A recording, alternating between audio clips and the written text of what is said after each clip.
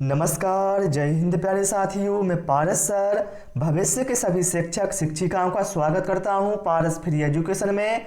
प्यारे साथियों, आज मैं हिंदी का मॉडल पेपर 9 लेकर आया हूं, जिसमें कुल प्रश्नों की संख्या 30 है, जो आपके सिलेबस के अनुसार है। आप सभी लोग इस मॉडल पेपर को अवश्य लगाएं, क्योंकि यहाँ से आपको एग्जाम में प्रश्न देखने को मिलेंगे और आपका जो भी स्कोर रहता है वो आप हमें कमेंट बॉक्स में बताएं कि भैया आपने कितना स्कोर किया है। तो प्रश्न क्रमांक 1 से हम शुरू करते हैं। यहाँ पर कहा गया है, भाषा अधिगम में प्रायः कठिनाई नहीं आती। बताइए किन छात्रों को भाषा अधिगम में कठिनाई नहीं आती? संकोची स्वभाव वालों को, आत्मविश्वास की कमी वालों को, मानसिक अस्वस्थता वालों को, या फिर मानसिक स्वस्थता वालों को। तो देखिए भाई, जो छात्र संकोची स्वभाव का होगा, आत्मविश्वास की कमी होगी, या फिर मानसिक रूप से अस्वस्थ होगा, उसको भाई अधिगम में कठिनाई आएगी। लेकिन जो मानसिक रूप से स्वस्थ छात्र होगा उसको भाई भाषा अधिगम में कठिनाई नहीं आएगी। तो यहां पर हमारा करेक्ट आंसर जाएगा ऑप्शन डी के साथ। ठीक है, चलिए इसके बाद भैया हम प्रश्न क्रमांक 2 पर आते हैं। बताइए किस शब्द का संधि विच्छेद सही नहीं है? बताइए इन 4 में से किसका संधि विच्छेद सही नहीं है? तो भाई यहां पर हम ऑप्शन बी में देखें, जो न्यून का संधि विच्छेद यहां पर किया है भैया, वो होना था नी प्लस ऊन। ठीक है, लेकिन यहां पर आप देखें ना में बड़ी की मात्रा लगी है, जो गलत है। यहां पर छोटी मात्रा आना था, इसलिए इसका संधि विच्छेद सही नहीं है। तो यहां पर हमारा करेक्ट आंसर जाएगा ऑप्शन बी के साथ। ठीक है, चलिए इसके बाद भैया हम प्रश्न क्रमांक 3 पर आते हैं। और आप सभी से रिक्वेस्ट है, वीडियो पसंद आए तो वीडियो को लाइक और शेयर करें और चैनल को जरूर सब्सक्राइब करें। वाक्यों को लिखना सिखाने से पहले यह आवश्यक है। यदि आपको बच्चों को लिखना सिखाना है तो उससे पहले बताइए क्या आवश्यक है? अक्षर सिखाना, 12 खड़ी सिखाना, लेखन संबंधी जिज्ञासा उत्पन्न करना, या फिर उनको क्रियाशील बनाना। तो देखिए भाई, बालकों को लिखना सिखाने से पहले आवश्यक होता है कि बालक में लेखन संबंधी जिज्ञासा उत्पन्न की जाए। यहां पर हमारा करेक्ट आंसर जाएगा ऑप्शन सी के साथ। ठीक है, क्योंकि यदि आप लेखन संबंधी जिज्ञासा उत्पन्न कर देंगे तो बच्चा क्या है, लेखन के प्रति उसमें रुचि विकसित हो जाएगी। ओके, इसके बाद भैया हम आते हैं प्रश्न क्रमांक 4 पर। प्रिंट मीडिया में सम्मिलित नहीं किया जा सकता। बताइए आप लोग किसको प्रिंट मीडिया में सम्मिलित नहीं किया जा सकता? समाचार पत्र, पत्रिकाएं, पाठ्य पुस्तक और विद्यालय पत्रिकाएं। तो भाई मेरे समाचार पत्र, पत्रिकाएं और विद्यालय पत्रिकाओं को भाई मेरे प्रिंट मीडिया में सम्मिलित किया जा सकता है, लेकिन जो पाठ्य पुस्तकें हैं इनको भाई सम्मिलित नहीं किया जा सकता। इसलिए यहां पर हमारा करेक्ट आंसर जाएगा ऑप्शन सी के साथ। ठीक है, देखिए कहा गया है, पाठ्य पुस्तक का प्रयोग केवल कक्षा में विद्यार्थियों को पठन पाठन हेतु किया जाता है, जबकि समाचार पत्र, पत्रिकाएं एवं विद्यालय पत्रिकाएं जनसंचार के प्रिंट के माध्यम से संबंधित हैं। ओके, चलिए इसके बाद भैया हम प्रश्न क्रमांक 5 पर आते हैं। और आप सभी लोग भी सारे प्रश्नों के आंसर या तो कमेंट करते जाएं या कॉपी में नोट करते जाएं। वाक्य शिक्षण के लिए यह आवश्यक है कि छात्रों को वाक्य गठन की सामान्य बातों से भली भांति परिचित करा दिया जाए।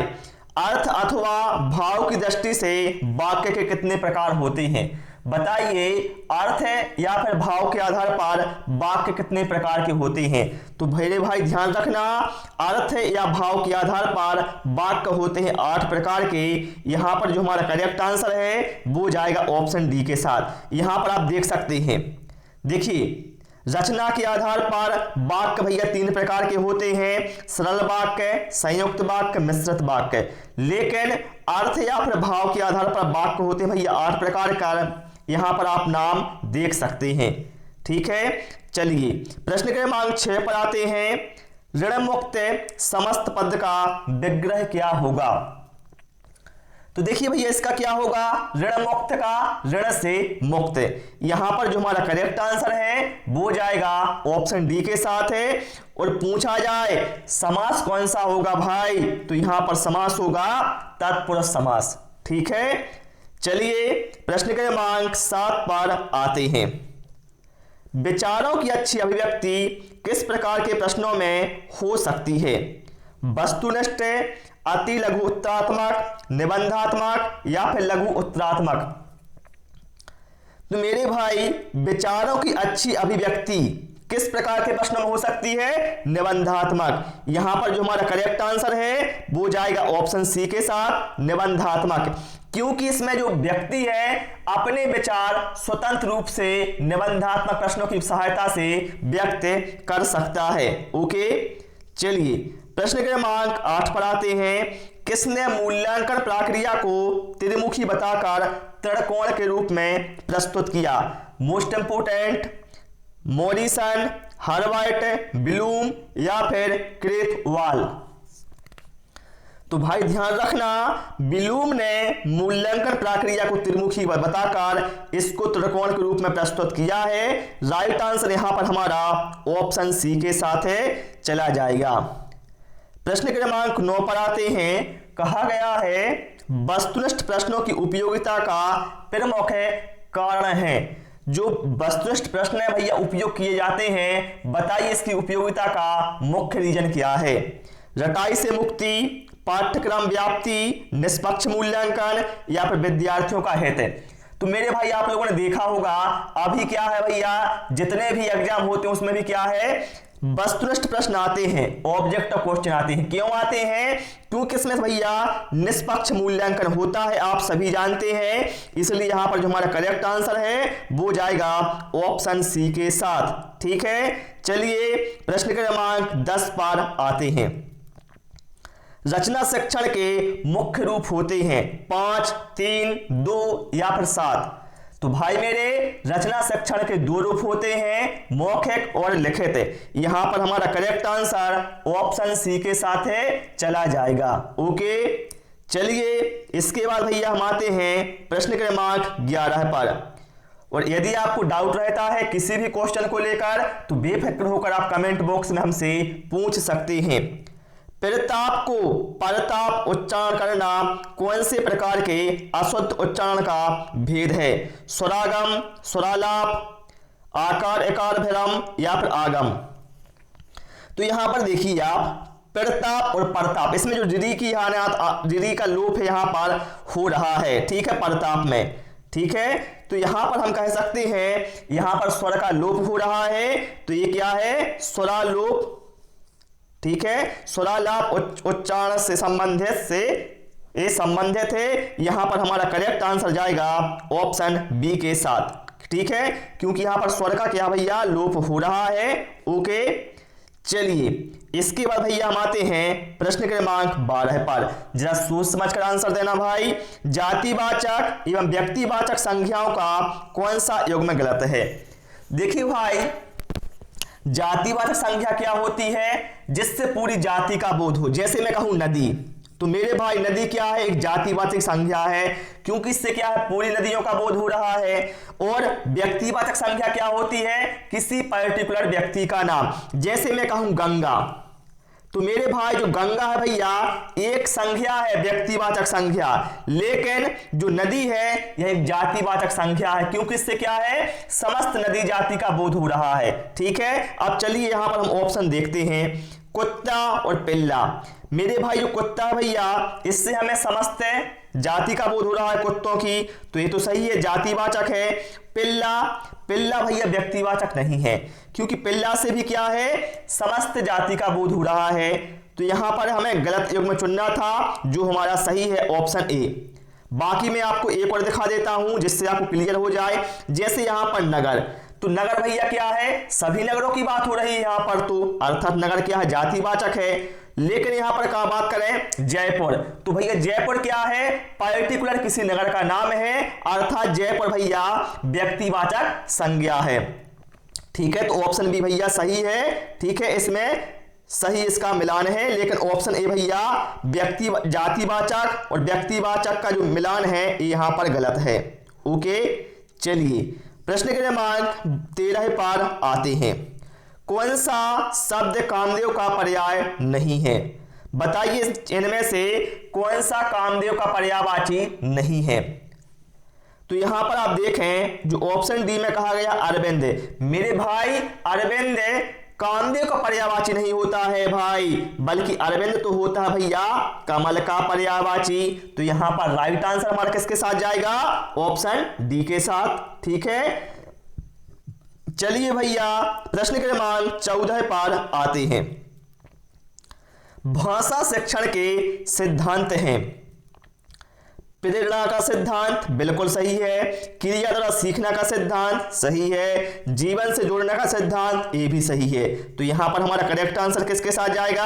ऑप्शन डी उपरोक्त सभी। ओके, चलिए प्रश्न क्रमांक 15 पर आते हैं। और जिन लोगों ने भैया टेलीग्राम ग्रुप को ज्वाइन नहीं किया है भाई, तो टेलीग्राम पर आप सर्च करें पारस फ्री एजुकेशन, आपको वहां पर हमारा ग्रुप मिलेगा, आप उससे जरूर ज्वाइन कर लें। ठीक है, यहां पर कहा गया है भाषा दक्षता या भाषा कौशल का विकास किया जा सकता है। कैसे किया जा सकता है भैया भाषा कौशल या भाषा दक्षता का विकास? शुद्ध उच्चारण के माध्यम से, लिपि व वर्तनी का सही ज्ञान कराकर, शब्द रचना का ज्ञान कराकर, या फिर उपरोक्त सभी। तो भैया इन सभी के द्वारा क्या है? भाषा दक्षता का विकास किया जा सकता है। इसलिए यहां पर जो हमारा करेक्ट आंसर है वो जाएगा ऑप्शन डी के साथ। ठीक है, चलिए प्रश्न क्रमांक 16 पर आते हैं। आपका जीवन मंगलमय हो, यह एक वाक्य किस प्रकार का है? इच्छावाचक, संदेहवाचक, विधानवाचक या फिर संकेतवाचक? मेरे भाई आपका जीवन मंगलमय हो, अर्थात क्या है? यहां पर इच्छा का बोध हो रहा है कि हमारी इच्छा भैया कि आपका जीवन कैसा हो? मंगलमय हो, अर्थात यह इच्छावाचक वाक्य होगा। ठीक है, चलिए इसके बाद भैया हम प्रश्न क्रमांक 17 पर आते हैं। यहां पर भैया बोला गया है जिस उद्देश्य के लिए परीक्षण तैयार किया गया है यदि वह उसकी पूर्ति करता है तो वह कहलाएगा। भाई मेरे, आपने जिस उद्देश्य के लिए परीक्षण का तैयार किया और यदि उस परीक्षण ने उस उद्देश्य की पूर्ति कर दी तो वह जो परीक्षण है वह कहलाएगा वैध परीक्षण। राइट आंसर यहां पर हमारा ऑप्शन ए के साथ चला जाएगा। ओके, चलिए प्रश्न क्रमांक 18 पर आते हैं। उपचारात्मक शिक्षण का उद्देश्य है। बताइए उपचारात्मक शिक्षण का उद्देश्य क्या होता है? छात्रों की त्रुटियों का पता लगाना? नहीं भैया, ये तो होता है निदानात्मक में होता है। बच्चे के प्रति रुचि उत्पन्न करना? नहीं। छात्रों का पिछड़ापन दूर करना? बिल्कुल सही भैया, उपचारात्मक शिक्षण का उद्देश्य होता है छात्रों को जो समस्या है उसे दूर कर छात्रों का पिछड़ापन दूर किया जाए। यहां पर राइट आंसर हमारा भैया ऑप्शन सी के साथ चला जाएगा। ओके, चलिए इसके बाद आते भैया हम प्रश्न क्रमांक 19 पर। और भैया यदि आपको टाइम कम पड़ता है किसी भी क्वेश्चन का आंसर देने में, आप वीडियो को पुश कर आंसर सोच सकते हैं। भाषा प्रवाह तथा अभिव्यक्ति कौशल के मूल्यांकन का उपयुक्त तरीका है। ध्यान देना, यहां पर हमें क्या है? भाषा प्रवाह और अभिव्यक्ति कौशल का मूल्यांकन करना है। तो बताइए उसके लिए सबसे उपयुक्त तरीका क्या होगा? लिखित परीक्षाएं, वस्तुनिष्ठ परीक्षा, इनमें से कोई नहीं, या फिर मौखिक वार्तालाप? तो मेरे भाई मौखिक वार्तालाप से आप भाषा प्रवाह और अभिव्यक्ति कौशल का जो मूल्यांकन है वह अच्छी तरह से कर सकते हैं। इसलिए यहां पर हमारा करेक्ट आंसर जाएगा ऑप्शन सी के साथ। ठीक है, क्योंकि जब तक वार्तालाप विचार विमर्श नहीं करेंगे तब तक भाषा प्रवाह तथा अभिव्यक्ति को नहीं समझ सकते। ठीक है, चलिए प्रश्न क्रमांक 20 पर आते हैं। बताना है इनमें से कौन सा विसर्ग संधि का उदाहरण है? अतएव, विस्मरण, उच्चारण या फिर विसर्ग? तो भैया मेरे जो अतएव है इसका विग्रह क्या होगा? अतः प्लस एव, अर्थात है विसर्ग संधि का एग्जाम्पल होगा भाई। यहां पर हमारा करेक्ट आंसर जाएगा ऑप्शन ए के साथ। और यदि आपको संस्कृत, गणित, पर्यावरण, अन्य सब्जेक्ट के प्रैक्टिस सेट देखना है भाई, तो वो आपको प्रैक्टिस उस प्ले लिस्ट में मिल जाएगा। ठीक है, प्ले लिस्ट चेक कर लो भाई आप, वहां पर आपको सभी सब्जेक्ट के प्रैक्टिस सेट मिल जाएंगे। यहां पर कहा गया है भाषा शिक्षक को एक बहुसांस्कृतिक कक्षा के विकास भाषा शिक्षक को एक बहुसांस्कृतिक कक्षा के किस बात पर बल देना चाहिए। देखिए भाषा शिक्षक भैया तो बताना उसे बहुसांस्कृतिक कक्षा के विकास में किस पर बल देना चाहिए। तो देखिए भाषा का प्रयोग बच्चों का भाषा प्रयोग के अधिक से अधिक अवसर देना, बिल्कुल सही है। पाठ्य पुस्तक के प्रत्येक पाठ को भली भांति समझना, बच्चों को व्याकरण सिखाना या फिर स्वयं द्वारा भाषा का शुद्ध प्रयोग करना। तो मेरे भाई बहुसांस्कृतिक कक्षा में शिक्षक को बच्चों को भाषा प्रयोग के अधिक से अधिक अवसर प्रदान करना चाहिए। ठीक है, जिससे वह एक दूसरे बच्चों की संस्कृति से परिचित हो जाए और जो भाषा अधिगम है वो भी प्रभाव रूप से हो सके। ओके, तो यहां पर हमारा करेक्ट आंसर ऑप्शन ए के साथ चला जाएगा। चलिए प्रश्न क्रमांक 22 पर आते हैं। यहां पर कहा गया है लिखित अभिव्यक्ति का साधन नहीं है। देखिए भाई जैसे मुझे आपसे कुछ कहना है तो या तो मैं क्या करूंगा, आपको लिखित रूप में अभिव्यक्त करूंगा या फिर मौखिक रूप में। तो देखिए लिखित अभिव्यक्ति में क्या कर सकता हूं, पत्र लेखन के द्वारा लिखित अभिव्यक्ति होती है ना, लिख के बताते हैं। निबंध लेखन में भी क्या है, हम लिख के अपने विचारों को रखते हैं। नाटक लिखते हैं जब हम कोई, तो इसमें भी क्या है, अपने विचार रखे जाते हैं लिखित रूप में। ठीक है, लेकिन जो वाद विवाद है भाई मेरे, वाद विवाद भैया लिखित अभिव्यक्ति का साधन नहीं है, बल्कि भैया वाद विवाद मौखिक अभिव्यक्ति का साधन है। राइट आंसर यहां पर हमारा जाएगा ऑप्शन सी के साथ। ठीक है, चलिए इसके बाद भैया हम प्रश्न क्रमांक 23 पर आते हैं। गुरु के समीप रहकर शिक्षा ग्रहण करने वाला, इसके लिए बताइए एक शब्द क्या होगा। तो देखिए गुरु के समीप रहकर शिक्षा ग्रहण करने वाला, इसके लिए एक शब्द होगा अंतेवासी। राइट आंसर जाएगा हमारा ऑप्शन सी के साथ। ठीक है, चलिए प्रश्न क्रमांक 24 पर आते हैं। यहां पर कहा गया है उतर गई लोई तो क्या करेगा कोई। इस कहावत का बताइए सही अर्थ क्या है। जो एक कहावत है बहुत ही मजेदार है, उतर गई लोई तो क्या करेगा कोई। तो भाई मेरे इस कहावत का अर्थ है बेशर्म हो चुके व्यक्ति को इज्जत गवा देने का भय नहीं रहता। ठीक है, राइट आंसर यहां पर हमारा ऑप्शन डी के साथ चला जाएगा। ओके, चलिए प्रश्न क्रमांक 25 पर आते हैं। और भैया इसके बाद आएगा गद्यांश, वो भी आपको करना है। अगला प्रश्न किसका है, गद्यांश का। नीचे दिए गए शब्दों में से किसकी वर्तनी शुद्ध है, जरा यहां पर सोच समझकर आंसर देना। देखिए यहां पर जागृति, तो मेरे भाई जागृति लिखा जाएगा, इस तरह से लिखा जाएगा, है ना। जो पूजनीय है ये भी भैया क्या है, गलत है, इस तरह से लिखा जाएगा पूजनीय। ओके, और बात करें हम इसकी तो ये भी क्या है, गलत है। जो ऑप्शन डी में लिखा है अभ्यारण्य, ये बिल्कुल सही लिखा है। तो ऑप्शन डी भैया यहां पर हमारा करेक्ट आंसर हो जाएगा। यहां पर आप देख सकते हैं जो अंतर्ध्यान है वो इस तरह से लिखा जाएगा, अंतर्धान। ठीक है, चलिए इसके बाद भैया हम आते हैं गद्यांश के ऊपर। जैसा कि मैंने आपसे बोला था, आपको क्या करना है, इस गद्यांश को पढ़ना है, फिर आपको प्रश्न क्रमांक 26 से प्रश्न क्रमांक 29 तक के उत्तर देना है। तो हम जल्दी से इस गद्यांश को पढ़ लेते हैं। ठीक है, 2 मिनट का ही गद्यांश है, जल्दी से पढ़ते हैं, फिर इसके हम फटाफट आंसर देते हैं। वर्तमान मेरे लिए और मुझ जैसे बहुत से और लोगों के लिए मध्ययुगीनता, भयंकर गरीबी एवं दुर्गति और मध्य वर्ग की कुछ सतही आधुनिकता का विभिन्न मिश्रण है। मैं अपने वर्ग और अपनी किस्म के लोगों का प्रशंसक नहीं था, फिर भी भारतीय संघर्ष में नेतृत्व के लिए मैं निश्चित रूप से मध्य वर्ग की ओर देखता था। ठीक है, मध्य वर्ग की ओर देखता था।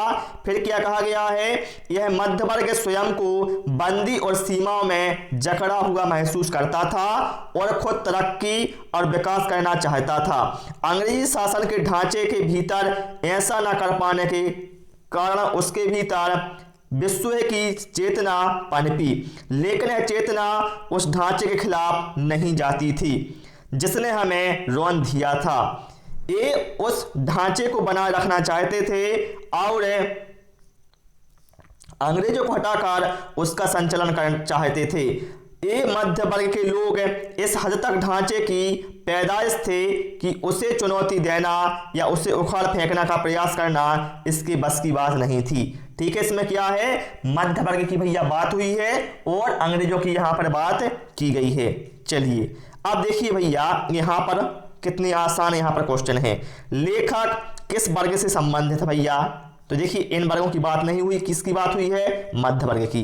तो यहाँ पर हमारा करेक्ट आंसर किसके साथ जाएगा, ऑप्शन बी के साथ, है ना। फिर क्या है, मध्य वर्ग में विश्व ही चेतना का क्या कारण था। तो भैया क्या था, मध्य वर्ग साम्राज्यवाद विरोधी था, ऐसी भैया यहाँ पर बात नहीं की गई। तो यहाँ पर भैया हम देखें जो राइट आंसर हमारा वो जाएगा ऑप्शन सी के साथ। ठीक है, मध्य वर्ग अंग्रेजों को विस्थापित करके शासन संचालन करना चाहता था, वो हमने पढ़ा है ना अभी। चलिए गद्यांश में आए भारतीय संघर्ष का संदर्भ है, बताइए गद्यांश में जो भारतीय संघर्ष आया है शब्द उसका बताइए क्या संदर्भ है। भाषा का, भारत का स्वतंत्रता संघर्ष है, चीन के विरुद्ध संघर्ष। भैया चीन की यहाँ पर बात नहीं हुई, ना पाकिस्तान की बात हुई है, ना महाशक्तियों की बात हुई है। यहाँ पर हमारा करेक्ट आंसर जाएगा ऑप्शन ए के साथ। ठीक है, फिर क्या है, निम्न में से कौन सा सामाजिक वर्ग ब्रिटिश शासन प्रणाली की उपज था। तो कौन था भैया, मध्य वर्ग। ठीक है, चलिए भैया हमने यहाँ पर सारे प्रश्नों के जवाब दे दिए हैं। अब आते हैं भैया हम प्रश्न क्रमांक 30 पर, जिसका गद्यांश से भैया कोई लेना देना नहीं है। संरचना के आधार पर किए गए वाक्य के वर्गीकरण में इनमें से कौन सा प्रकार नहीं है। तो भैया बता चुका हूं, संरचना के आधार पर वाक्य 3 प्रकार के होते हैं, सरल वाक्य, मिश्रित वाक्य और संयुक्त वाक्य। लेकिन जो आज्ञार्थक भैया वाक्य है इस सरल वाक्य के अंतर्गत नहीं आता। तो यहां पर हमारा करेक्ट आंसर जाएगा ऑप्शन ए के साथ। तो प्यारे साथियों आज इस क्लास में इतना ही। उम्मीद है आपको क्लास पसंद आई होगी। भाई मुझे थोड़ा मुंह में छाले हो गए हैं, इसलिए कहीं कहीं पर मुझसे बहुत अधिक गलतियां आज हो रही हैं पढ़ाते समय। ठीक है, तो उम्मीद है आपको क्लास पसंद आई होगी। क्लास भैया पसंद आई हो सभी से रिक्वेस्ट है वीडियो को लाइक और शेयर करें और चैनल को सब्सक्राइब करें। Thanks for watching this video.